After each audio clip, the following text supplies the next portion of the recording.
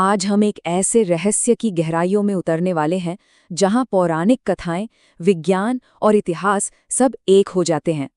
ये कहानी है एक खोए हुए शहर की, एक देवता की नगरी की और एक ऐसी खोज की जिसने सदियों पुरानी मान्यताओं को एक नई नज़र से देखने पर मजबूर कर दिया। चलिए समय में थोड़ा पीछे चलते हैं। साल था 1983 और जगह थी अरब सागर। गुजरात के तट पर समंदर की लहरों के नीचे एक सवाल दफन था। क्या ये सच हो सकता है कि समुद्र की गहराइयों में एक पूरा का पूरा शहर डूबा हुआ है? ये एक ऐसा सवाल था जो हजारों साल पुरानी कहानियों को हकीकत में बदल सकता था। और बस यहीं से हमारी आज की पड़ताल शुरू होती है।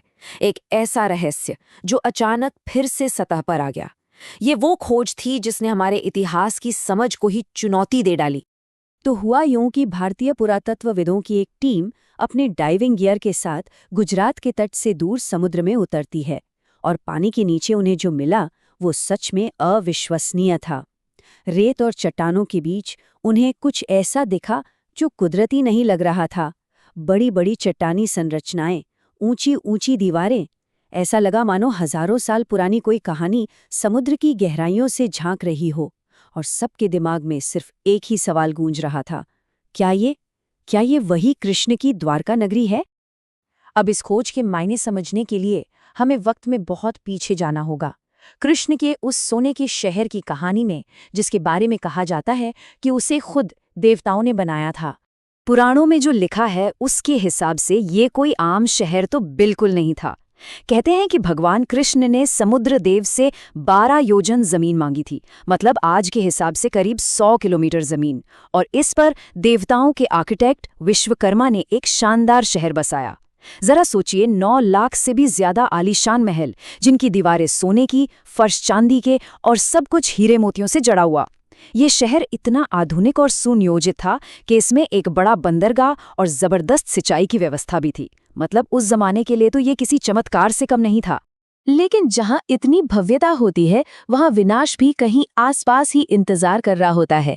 अब बात करते हैं उस श्राप की जिसके चलते ये सोने की नगरी हमेशा के लिए लहरों में समा गई। इस शहर के विनाश की कहानी की कई परतें हैं जो श्रापों से शुरू होती हैं। पहला था गांधारी का श्राप। महाभारत युद्ध के बाद अपने 100 पुत्रों के शोक में डूबी गांधारी ने कृष्ण के पूरे यदुवंश के नाश का श्राप दे दिया। फिर ऋषियों का श्राप। कृष्ण के बेटे सांब ने कुछ ऋषियों का मजाक उड़ाया और गुस्से में उन्होंने श्राप दिया कि वो एक ऐसे लोहे के मूसल को जन्म देगा जो पूरे वंश का नाश कर देगा। इन श्रापों का असर देखिए, धीरे धीरे यदुवंश में अहंकार और अधर्म बढ़ने लगा। और फिर वो दिन आ ही गया। एक त्योहार पर शराब के नशे में यदुवंशियों ने आपस में ही लड़कर एक दूसरे को खत्म कर दिया, और जैसे ही कृष्ण ने देह त्यागी, समुद्र ने अपनी दी हुई जमीन वापस ले ली और देखते ही देखते पूरी द्वारका नगरी लहरों के नीचे चली गई। हजारों साल बीत गए और ये कहानी सिर्फ एक पौराणिक कथा बनकर रह गई। लेकिन एक इंसान था जिसे यकीन था कि यह सिर्फ कहानी नहीं, हकीकत है। और यहीं से शुरू हुई सच की खोज। डॉक्टर एसआर राव का वो मिशन जो हर मुश्किल के खिलाफ था। द्वारका को खोजने की एक कोशिश दशकों तक चली। देखिए, 1930 के दशक में ही पायलटों और मछुआरों ने पानी के नीचे कुछ अजीब सीधी लाइन वाली आकृतियां देखने की बात कही थी। फिर 1963 में एएसआई ने पहली आधिकारिक खुदाई शुरू की। 70 के दशक में एक तांबे की प्लेट मिली जिस पर लिखा था कि कृष्ण इस इलाके में रहते थे।